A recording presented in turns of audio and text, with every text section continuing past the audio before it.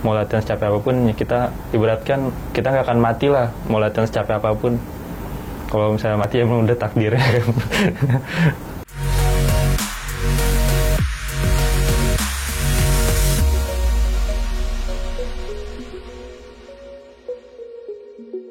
Assalamualaikum warahmatullahi wabarakatuh. Saya orang tua Adam Yazid Ferdiansyah, nama saya Kasino. Saya bekerja di perusahaan garmen sebagai teknisi. Alhamdulillah mempunyai anak atlet dan bernasib tidak seperti saya. Nama saya Adam Yazid Ferdiansyah, pangkat Sersan 2, kesatuan di Pusitelat, untuk nomor pertandingan kelas under 68 kg putra. Kondisi udah membaik sih, udah siap untuk latihan selanjutnya, untuk persiapan di SEA Games. Faktor mungkin karena doa orang tua dan doa seluruh warga Jawa Barat, termasuk Kota Depok, dan dukungan para pelatih juga, dan serta diikuti dengan latihan yang keras. Mungkin ini kali ya, untuk tendangan kaki kirinya mungkin ya masih agak kurang, masih terus di kanan. Dan untuk Albarnya mungkin udah berani untuk mencoba ngeluarin tendangan putaran gitu, dan berhasil ngasilkan poin. Udah di Seleknas untuk SEA Games, dan kebetulan juga dia tergabung di tim nasional juga bareng sama saya. Kurang lebih tahu sih, juara kejurnas PPLP, mungkin kejurnas junior gitu.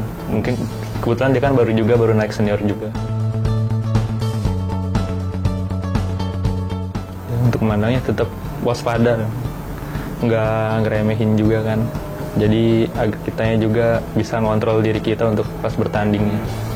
Enggak sih, sudah pertanding ya udah kita berteman lagi aja, sahabatan biasa. Nggak ada rasa apa gitu. Kita kan di luar kawan, di dalam lapangan udah beda lagi kan untuk berprestasi kan. Secara umum ya sama aja sih, sama-sama baik kan kita.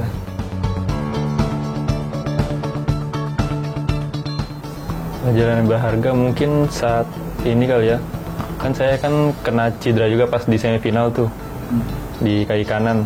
Mungkin dari itu cuma ngandelin semangat juangnya dari diri sendiri kan. Kemarin pas final tuh jadi ngelawan diri sendiri juga kan, karena pas lagi sakit juga. Jadi nanggung nih sekali lagi, udahlah habisin aja, mau kaki kayak gimana juga kan, buat Jawa Barat. Apa aja saya lakuin kan.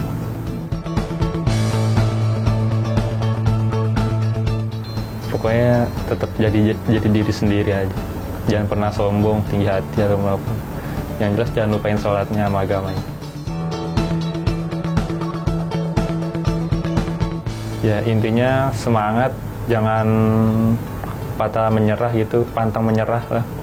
Latihan, mau menu latihan apa aja, sikat aja habis kan. Itu juga untuk kedepannya, untuk kita juga. Mau latihan secapek apapun ya kita ibaratkan kita nggak akan mati lah mau latihan secapek apapun. Kalau misalnya mati emang udah takdirnya kan. Terus lakuinlah yang terbaik buat keluarga. Soalnya kan kita ikut ekonomi kan buat apa sih? Pasti tujuannya untuk keluarga juga kan. Lakuin itu yang terbaik untuk daerah juga.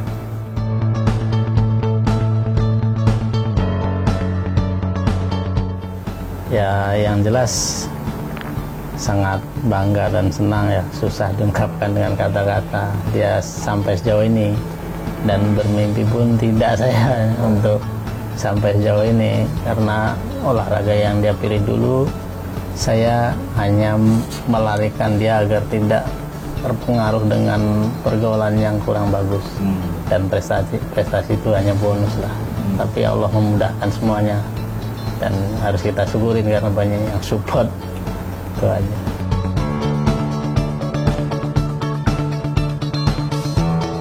Untuk Adam panjang sih emang ceritanya, karena berawal dari saya memang hobi olahraga, dan olahraganya pun saya hobinya kan main bola. Dulu memang sempat saya arahkan untuk SSB itu, cuman dilihat dari perkembangannya kan saya juga waktunya kurang untuk support dia, hanya akan sia-sia. Dan di sekolahan dia ada eskul kebenaran.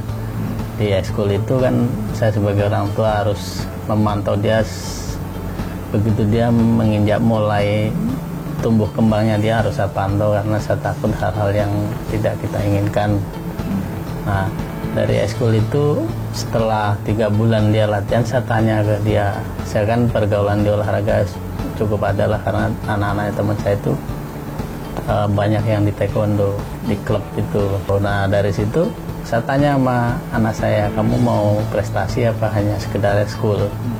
Nah, karena dia sering ketemu dengan anaknya teman saya yang sudah prestasi, dia memilih untuk prestasi. Nah, dari situ saya bertanya sama dia, kamu sanggup membagi waktu enggak? Nah, ternyata dia sanggup, karena kalau di prestasi itu apa ya, butuh waktu yang ekstra. Dengan latihan setiap hari dari jam 4 sore sampai jam 9 malam itu setiap hari, nggak ada libur, nggak ada libur sama sekali. Dia harus mempersiapkan dirinya untuk mengatur sekolahnya, ngajinya, dan latihannya. Jadi dulu itu sekolah zaman dia kan masih pulang jam 12 siang ya. Nah, itu dia nggak banyak istirahat, tidur siang sebentar, ngerjain tugas sekolahnya, terus lanjut ngaji, terus siap-siap latihan. Dan dari situ saya mengorbankan waktu saya bekerja nggak pernah overtime, jadi saya mengajukan ke atasan saya nggak bisa overtime karena harus mengantarkan anak saya sekolah, latihan taekwondo tadi. Nah, dari situ beliau sanggup katanya. Dan sanggup pun dia mulai taekwondo itu kelas 1 SMP, termasuk sangat telat, soalnya di SMP itu udah luar biasa lawan-lawannya. Kan kalau taekwondo itu berdasarkan usia juga kan, usia itu pengaruhin terus berat badan juga. Saya juga sempat shock juga karena Adam begitu baru lawannya udah bagus-bagus, dan ya bahasa kasarnya jadi samsak. Oh. Itu kalau istri saya tahu di lapangan mungkin udah dilarang itu sebagai mamanya, karena saya sebagai laki-laki tetap saya support. Dan pernah kejadian juga waktu itu dia sparring sama yang lebih lama, berdarah, dia masih ingat, dan sapu tangan itu saya simpan sampai sekarang untuk mengelamnya itu. Saya nggak bertanya langsung hari itu. Besoknya setelah dia tenang saya tanya, abang, saya manggil dia kan abang masih mau lanjut nggak? Soalnya lawan kamu bagus. Lanjut pak, ngapain? Ada bisa kok. Saya bahkan saya sebagai orang tua yang harus nomor 1 di samping dia, memotivasi dia, dan harus di garda paling depan lah untuk hal ini. Saya bilang dia, udah kalau kamu memang mau bersaing dengan mereka yang lebih dulu awal, saya bilang sama dia, kamu harus latihan lebih dari yang lain. Lebih dari yang lain latihan 2 kali, kamu harus 3 kali. Jadi setiap hari itu dia jogging tuh, lari keliling kampung, keliling RT itu setiap hari itu, karena untuk menaikkan fisik dia. Karena bela diri itu kalau fisiknya lemah susah, kalau udah fisiknya bagus mau dikasih materi apapun dari pelatih pasti dimakan. Intinya di situ sih, dari perjalanan di situ memang saya menargetkan dia untuk sekolah SMA itu di negeri, sebagai jalur prestasi, karena dia di sekolah di swasta yang dekat rumah. Yang sekolah SMP biasa saja lah. Supaya orang tua saya punya berpikir, ini anak harus di negeri. Alhamdulillah, dengan berjalannya waktu, dia dengan postur dia yang memang di atas rata-rata, dia tinggi, saya pendek, bahkan setiap ketemu orang tuh selalu ditanya, oh ini bapaknya, bapaknya kok pendek. Tapi memang mamanya lebih tinggi, dan kita punya gen yang tinggi-tinggi dari kakek-kakeknya. Tinggi juga, jadi terus di pola makan dari susu kan, terus renang juga kan dia rutin, mungkin dari situ. Nah, dari situ ada tim pemantau Ragunan itu, Master Fadli Potu itu yang sebagai pelatih Ragunan tertarik dengan Adam. Nah, dan Adam pun saya bersyukurnya selalu ditempatkan tempat yang benar. Jadi kita nggak salah tempat. Dari situ, dari eskul itu saya pindahkan ke klub DTC Cibinong itu yang berada di Cibinong, di mana pelatihnya memang fenomenal tuh, mencetak banyak atlet tim Jawa Barat dari zaman dulu. Dulu dia yang merintis Pengcap Depok juga, termasuk Dodo Nasihin, Muhammad Nasihin, panggilannya Senim Dodo. Pelatih itu seluruh orang sini kenal semua lah, dari Depok tuh, Taekwondo Depok pasti kenal semua dengan beliau. Dan dari situ beliau sangat telaten untuk membina Adam nih. Dan beliau pernah bilang, selalu saya ingat, sabar Pak Adam ini menuai hasil setelah SMA kelas 2 nanti paling enggak. Karena kalau postur tinggi itu speednya memang kurang, agak lambat. Bahasa itunya ngampleh lah, jadi lemas tuh, jadi agak lama pembentukan ototnya setelah SMA. Alhamdulillah dia baru SMA kelas 1 bahkan udah masuk pelatnas junior itu. Setelah dia masuk seleksi SKU Ragunan, masuk di SKU Ragunan, dengan perjuangan saya menghadap ke Dispora sini, ketemu Pak Nana yang sampai sekarang masih di Dispora juga. Nah itu dari situ dimudahkan, dia itu perjalanan kayak dimudahkan aja. Jadi proses yang sangat singkat tapi memakan perjuangan yang sangat-sangat itu. Saya banyak korban waktu, korban tenaga, bahkan untuk menjadi seperti sekarang ini nggak mudah, nggak seperti yang orang bayangkan, enak bapak ini. Mereka nggak tahu sisi lain yang saya perjuangkan, dari materi yang saya harus keluarkan untuk di klub itu kan harus dia sendiri, bukan nggak ada yang menjamin semuanya harus saya. Bahkan saya kerja sebagai kuli pabrik di perusahaan itu sangatlah minim untuk mendukung situ, karena untuk semua olahraga itu butuh biaya emang. Untuk merintisnya itu butuh biaya. Setelah di Ragunan 6 bulan malah udah masuk pelatnas junior, naik kelas 2 itu dia udah main PON itu untuk membela Jawa Barat. Jadi pas di pelatnas junior memang dia udah dari Jawa Barat langsung memantau untuk ikut praponnya.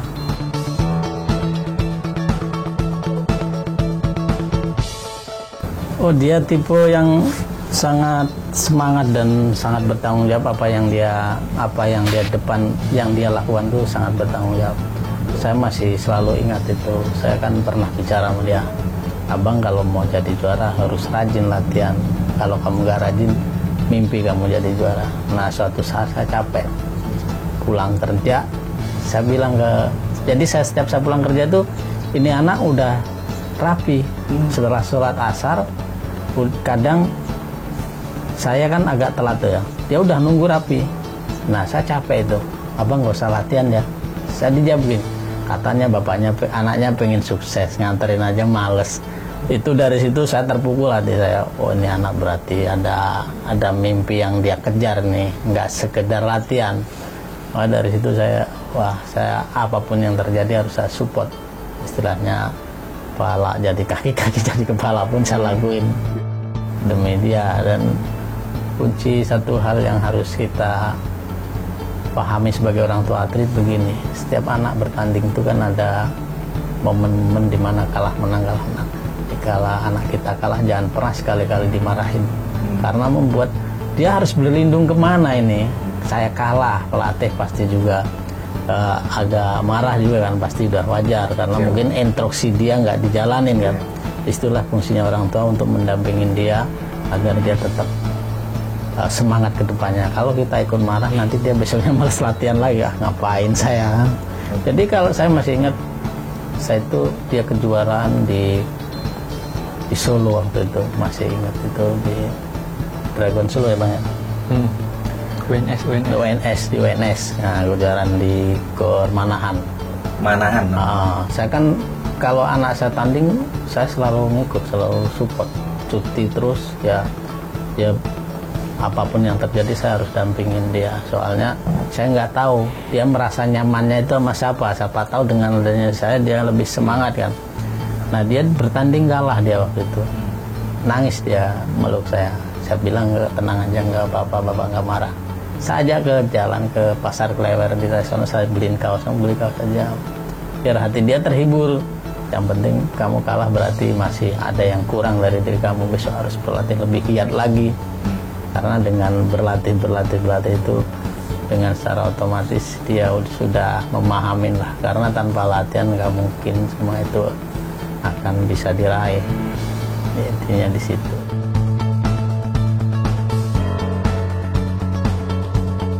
Oh, itu selalu saya selalu bilang karena saya jangan pernah meremehkan lawan siapapun, karena lawan itu mempunyai faktor banyak.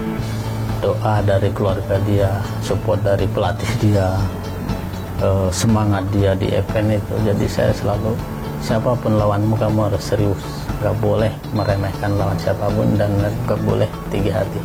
Dan selalu saya pesan sama anak saya itu, kita sebagai orang muslim ya, jangan ninggalin sholat tepat.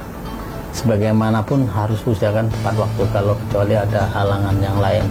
Dan setiap mau bertanding saya anjurkan dia untuk selalu baca Al-Quran, soalnya dari Al-Quran itulah ketenangan hati kita ada.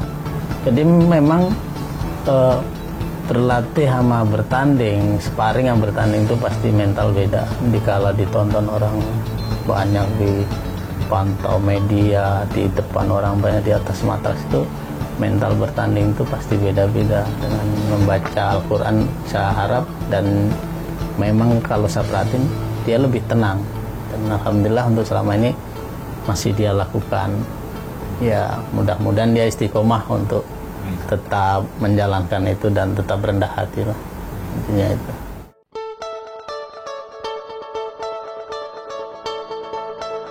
Selalu dilakuin sih pas sebelum bertanding, jadi lebih rileks aja badan, lebih nyaman, lebih tenang juga hatinya, jadi pikirannya nggak kemana-mana.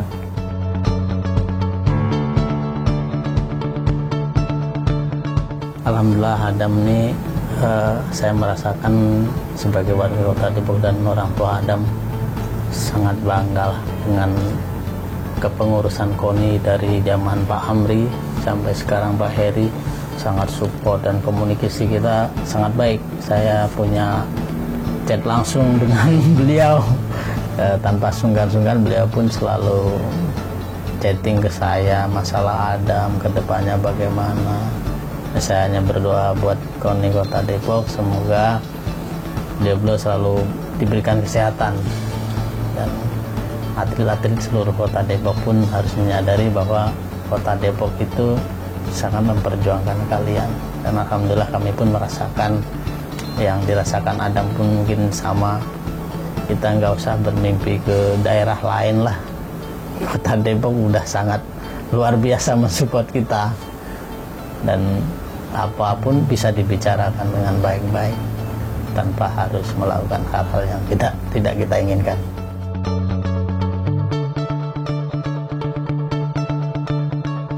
Untuk penontonnya alhamdulillah sangat baik, sangat bagus kan.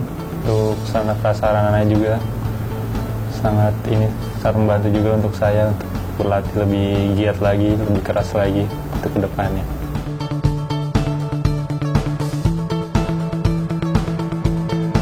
Ya, untuk pesan-pesan untuk teman-teman Adam, adik-adik kita yang akan berlaga di Forpro besok, lakukan yang terbaik untuk Depok, untuk Kota Depok, kota yang telah membesarkan kita, telah mensupport kita. Tetap rendah hati dan bekerja keras, latihan semaksimal mungkin.